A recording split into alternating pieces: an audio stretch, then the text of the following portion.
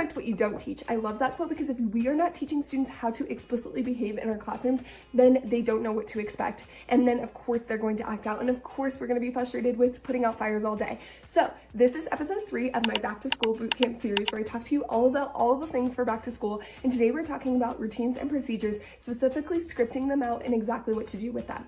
If you want to know what a routine and procedure is or why it's important, go back and watch episode 2 so that you can get caught up on this series. So today we're talking about scripting out routines and procedures. The first thing that I like to do is think about what are going to be the procedures that you need to teach. Things like going to the bathroom, getting a drink of water, raising your hand, entering the classroom, dismissal, materials, classroom materials, sitting at your desk, direct instruction, partner talk, like anything that you're gonna have your students do during the day, you're going to need to teach. So that's the first step. You're gonna sit down and you're gonna write out every single procedure you need to teach. I need to teach students what to do when they come into the classroom, how to line up. I need to teach them how do they ask to go to the bathroom. I need to teach them all those things. So you're gonna write down, you're gonna sit down and write them out. Then the next thing you're gonna do is you're gonna take your list of all of the things that you need to teach and you're going to start scripting those things out. So let's talk about our arrival routine, for example, okay? So maybe you're gonna start with, where do you get your students from? Do they just enter your classroom like one-on-one? Where are you during that time, right? Like, let's start from the beginning. So I always like to think about it as like, what are students doing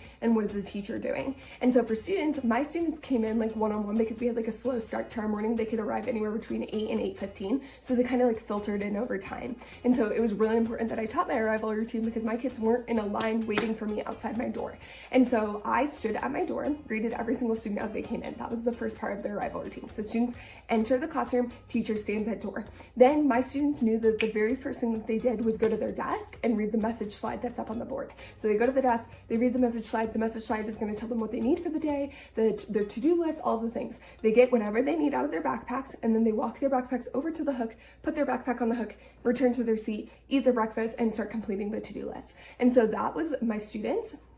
I was greeting students at the door. Then after that, I would walk around and just monitor and take attendance and do all of that. And so my students knew that they had a job in the morning and I had a job in the morning, and I completely scripted that out. Then on the very first day, we practiced that. And that is everything that I'm going to be talking about in episode 4 of Routines and Procedures. I'm going to give you my exact pacing of how I teach routines and procedures and which ones I think are most important to teach on the first day of school. So let's talk about rolling them out in the next episode, and I'll see you there.